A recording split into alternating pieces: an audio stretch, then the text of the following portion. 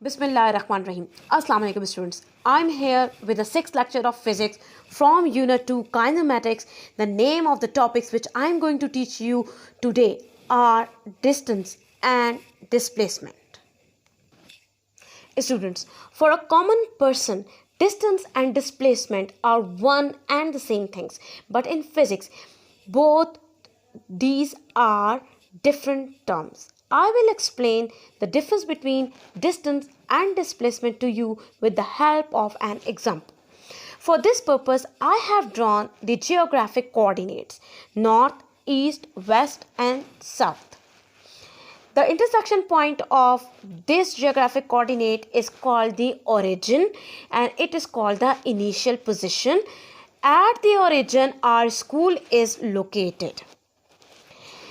This point is called the final position. Here our home is present. We want to go home from school by using the two paths. Path 1, it is shown by black marker, and path 2, it is shown by blue marker. When we are at school, our initial distance is 0 meter and our initial displacement is also 0. Students, as you see that path 1 which we follow to reach the home is long and path 2 is short. Path 1 is zigzag while path 2 is straight. Path 1 has no direction, but path 2 is directed towards east and it is directed from initial to final. So, it is concluded from this explanation that the long zigzag path which has no proper direction is called the displacement, while the path which is short, straight and directed from initial to final position is called displacement. So here displacement is shown by the blue line. This is the displacement, final displacement. Displacement is represented with an arrow over it. As you see that its length is smaller than the path 1, so I write it here that it is 2 meter and it is directed towards east, so I write east here. So for the description of displacement, we have a magnitude as well as direction. In the path 1, you see that path 1 is longer than path 2, so here I write 5 meter distance and it has no proper direction, so it is only represented by magnitude. Now students, this is the description of path 1 and this is the description of path 2. As I explained to you in the example that path 1 is long while the path 2 is short. Path 1 is zigzag while the path 2 is straight. Path 1 has no proper direction while the path 2 is a distance directed between two positions. So long, zigzag and non-specific direction, such path is represented by the distance, and short, straight, distance directed between the two positions is called the displacement. So distance can be defined as the length of the path of motion. Only length of the path of motion. Here only length is given and length is a scalar quantity. It is only represented by magnitude. It means that distance is described by the magnitude and it is a scalar quantity. It has no direction. While path 2 is a short straight distance. It is having magnitude and it is directed between the two positions, so it also has a direction. As you see in the above example that here the distance is represented by 5 meter magnitude only, but the displacement is represented by the magnitude as well as the direction, 2 meter east. So displacement is a vector quantity. As both distance and displacement are represented by their magnitudes, so both have the same unit of meter. Here the distance is denoted by delta S and displacement, as it is a vector quantity, so it is represented by the delta S with an arrow over it. Students, this triangle is actually a Greek letter. It is pronounced as delta. It represents change in quantity, or it shows a difference. Difference means subtraction between the quantity at the final position and at the initial position. Students, as you see that this is the initial distance and this is the final distance. This is the initial distance and this is the final distance. So here distance is denoted by delta S. If we remove this delta, then we can write this distance as distance at the final position minus distance at the initial position. As I told you that this delta shows a difference between the quantity at the final position and initial. You cannot write initial distance first and then final. That was a wrong method. As you see in the example that final distance was 5 meter in magnitude and initial distance is of 0 meter. So the distance given in this example is 5 meter. Now you see in this example that here at the initial point at the school the displacement is 0. Initial displacement is 0, and at the home, when we reach the home, the final displacement is 2 meter and it is directed towards east. Now here the displacement is denoted by delta S with an arrow over it, and we write the delta S. If we remove the delta, then we write the displacement as F with an arrow over it minus SI, initial displacement, with an arrow over it. Here the final displacement is 2 meter towards east and initial displacement is 0. So the displacement is given by 2 meter towards east. As displacement is a vector quantity, so we must put an arrow over its symbol, and in answer we must write the direction along with the magnitude. Now students, I explained the concept of distance and displacement to you with the help of another example. Class, this is the initial position of the journey and this is the final position. Here I draw the geographic coordinates north, east, west and south. So body has two parts to reach from initial position to the final position. The body first move from the before explaining this, I show you that the path covered by the body is a rectangular in shape, and you are familiar with the definition of rectangle, that it is a four-sided figure and its opposite sides are equal in magnitude. For example, it is 2 meter and this side is also 2 meter. These are the opposite sides of equal length, and this side is of 6 meter and this side is also of 6 meter. The opposite sides are equal in magnitude. Now the body starts from initial position and first it covers the distance this. So if we find the distance of this journey, so the body first moves from this point to this, so it covers a distance of 2 meter plus then it moves from this point to this, so it has covered a distance of 6 meter, and from this point it reaches to the final position, so it covers the distance of 2 meter here. So the total distance covered by the body at this position is 6, 7, 8, 9, 10. So it has covered a distance of 10 meter. Now students, you see that to move from initial to final position, we can also use this path.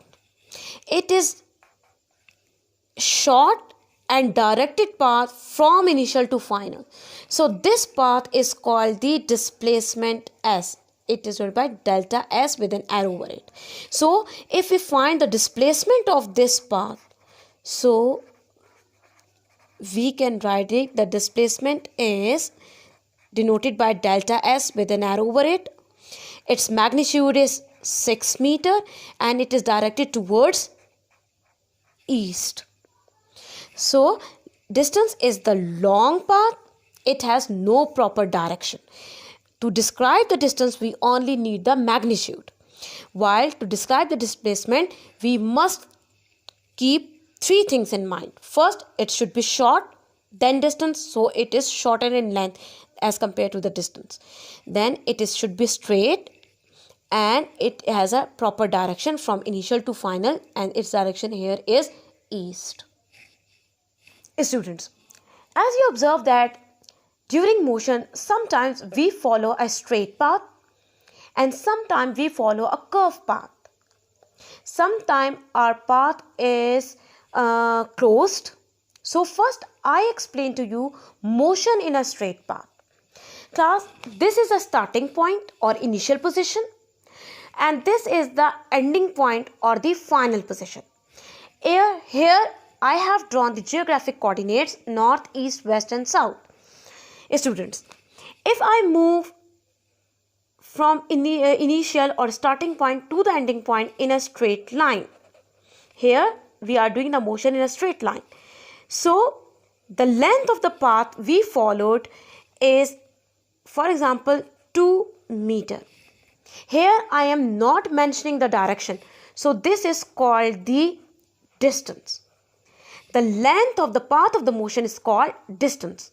So here I have traveled 2 meter distance. So I write 2 meter here under the distance, under the heading of distance. So students, if I said to you that I am moving from initial position to the final position in a straight line, so I am covering the same length of the path. So here the displacement is delta S with an arrow over it. It has the same magnitude of 2 meter and it is directed towards east. So under the heading of displacement, I write 2 meter towards east. Students, you see that when we are moving in a straight line, the distance is always equal to the displacement, only in magnitude. Okay? But for the description of displacement, we must write the direction with it. But to explain the distance, we do not need to write the direction. Now students, I am explaining you the motion in a closed path. Students, closed path is a path having the same starting and ending points.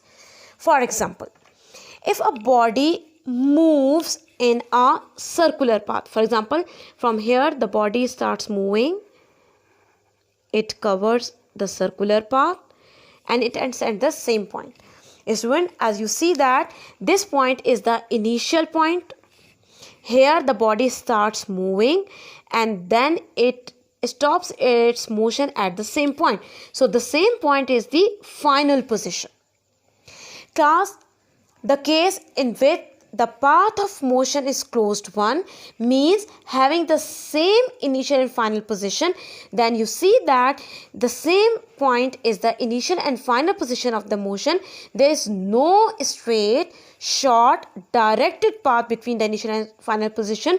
So in a closed path or when a body is moving in a circle, the displacement is always 0. But you see that while moving in a circular path, the body covers the length of the motion, and here the path of the motion is in a circular form. So we can say that the distance is equal to the circumference of the circle. Circumference of the circle is called the boundary of the circle. So when a body moves in a circular path, its displacement is always 0 because the circular path have the same initial and final positions, while the distance covering is always equals to the circumference of the circle. Now student, I explain the motion in a circular path with the help of another example. Here you see that I am drawing the rectangular path. Okay? Rectangle is a 4-sided figure having the two sides, opposite sides of equal magnitude, for example 2 meter and 2 meter, and these opposite sides of 4 meter. For example, the body starts its journey from this point. This is the initial position of the motion, and the body moves first in this direction, then in this direction, then it comes down, and then again comes to this position. Here the path is closed, path of motion is closed, and the same initial position is also the final position of the motion. As you see that initial and final positions are the same, so here in this closed path the displacement is again 0, but the distance covered is equals to, देखिए first the body moves to this length, so here the length is 2 meter, then from this point to this point plus 4 meter, then it moves from this point to this point. Here it covers 2 meter distance, and from this position to this point again it covers 4 meter. So the total distance covered by the body is 12 meter. So when a body moves in a closed path, its displacement is always 0, whether the path is circular or any rectangle, because in both paths the initial and final positions are same. Students, now I am recalling some important points of my lecture. Distance. Distance is defined as the length of the path travelled between two positions. It is denoted by delta S, delta D, delta R, delta L or delta X. But in our textbook, distance is denoted by delta S. The SI unit of distance is meter, and meter is denoted by small m. Students, distance is a scalar quantity. It is only represented by its magnitude. It has no direction. Displacement. Displacement is defined as the shortest directed distance between two positions, or a straight distance from one point to another. It is denoted by delta S with an arrow over it, delta D with an arrow over it, delta R with an arrow over it, delta L with an arrow over it, or delta X with an arrow over it. But in our textbooks, displacement is represented by delta S with an arrow over it. The SI unit of displacement is meter, and meter is denoted by m. It is a vector quantity because it has a direction along with the magnitude. Students, in a straight line motion, displacement is always equal to the distance covered by a body. In a closed path, displacement is always 0 because starting point, initial position, and ending point, final position are same, whereas distance covered is not 0. For example, when a body moves in a circular path, its displacement is 0, but distance covered is always equal to the circumference of the circle. Students, my lecture finishes here. I hope that you have learned a lot from it. Thank you very much.